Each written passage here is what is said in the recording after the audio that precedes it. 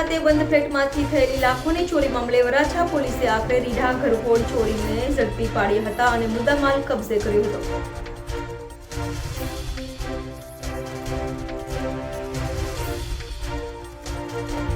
Varachha police પાસેથી મળતી માહિતી મુજબ ગત 3 સપ્ટેમ્બરના રોજ વરાછા પોલીસ મથકની હદમાં જૂની બોમ્બે માર્કેટ પાસે ગુજરાત હાઉસિંગ બોર્ડ ખાતેના મકાનમાં રહેતા નરેશ કોઠારીના ઘરમાંથી લાખોની ચોરી થઈ હતી। રીઢા ચોરો ઘરમાંથી રોકડ 5,25,000ની રોકડ અને 27 તોલા સોનાની ચોરી થઈ હતી। જે લાખોની ચોરી મામલે વરાછા પોલીસે પણ ત્વરિત તપાસ હાથ ધરી હતી અને લાખોની ચોરી કરનાર રીઢાઓને ગણતરીના દિવસોમાં જ વરાછા પોલીસે ઝડપી પાડ્યા હતા। પોલીસે ઝડપાયેલા આરોપીઓ પાસેથી 27 તોલા સોનું અને રોકડ 4,50,000 કબજે કર્યા હતા। સુરત શહેરના વરાછા પોલીસ સ્ટેશન વિસ્તારમાં જૂની બોમ્બે હાઉસિંગ માર્કેટમાં આવેલ એક ફ્લેટમાં ગુજરાત હાઉસિંગ બોર્ડમાં 3 તારીખે સાંજે 7 થી 9 વાગ્યા દરમિયાન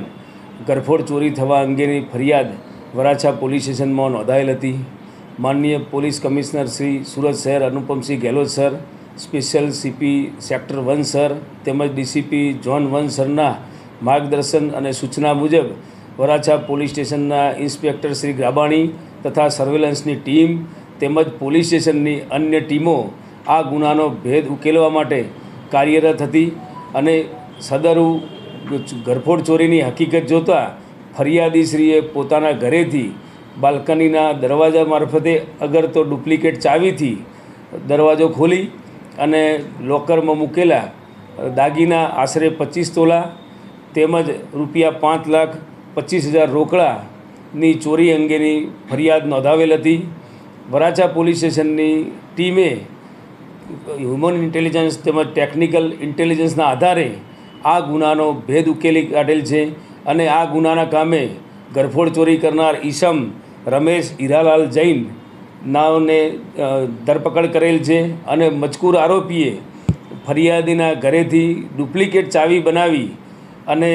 રૂપિયા 4,50,000 રોકડા તેમજ 259 ગ્રામ સોનાના દાગીના જેની કિંમત 15,53,760 તેમજ તેને આ ઘરફોડ ચોરીમાં ગુનામાં વાપરેલ એક્ટિવા તેમજ મોબાઈલ આમ તમામ મુદ્દામાલ વરાછા પોલીસે હસ્તગત કરેલ છે। આરોપીનો ગુનાહિત ઇતિહાસ જોતાં અગાઉ 2007ની અંદર અગાઉ ચોરીમાં પકડાયેલ હતો અને હાલના ફરિયાદી સાથે કૌટુંબિક મામાનો સંબંધ થતો હોય અવારનવાર તેના ઘરે આવવા જવાનું હોય 2 થી 3 વાર મુલાકાત લીધેલી અને એ રીતે એને ચોરી કરવાનું આયોજન કરી અને આ ઘરફોડ ચોરીને અંજામ આપ્યો હતો।